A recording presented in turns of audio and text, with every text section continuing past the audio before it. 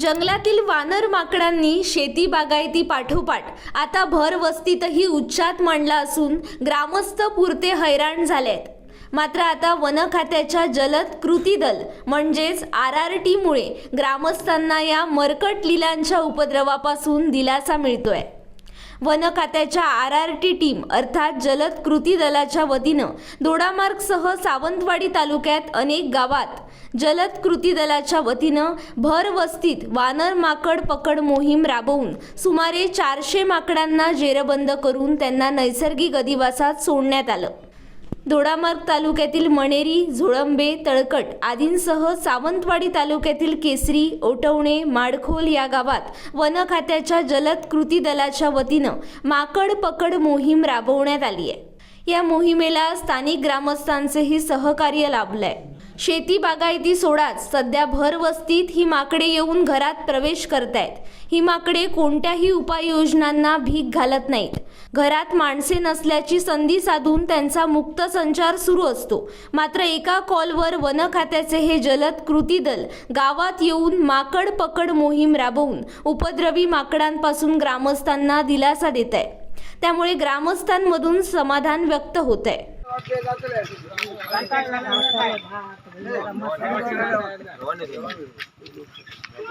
नमस्कार, मी सूर्यकांत यशवंतराव माडखोल एक शेतकरी आहे।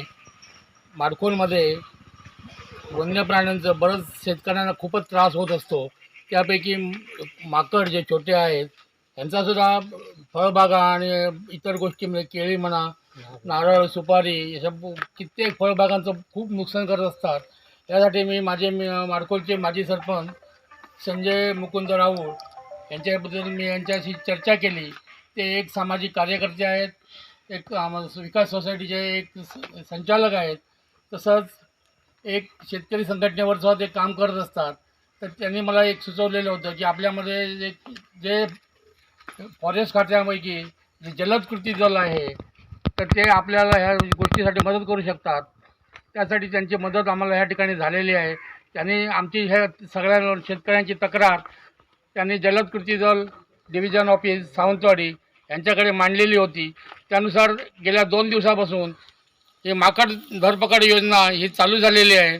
आणि गेल्या 3 दिवसापासून ह्या ठिकाणी ते आपली धरपकड मोहीम चालू असतानाच काल ह्या ठिकाणी एका ठिकाणी 37 माकडं पकडली गेली आणि आज ह्या ठिकाणी माडखोल डोंगेवाडी येथे 31 माकडं पकडली गेली।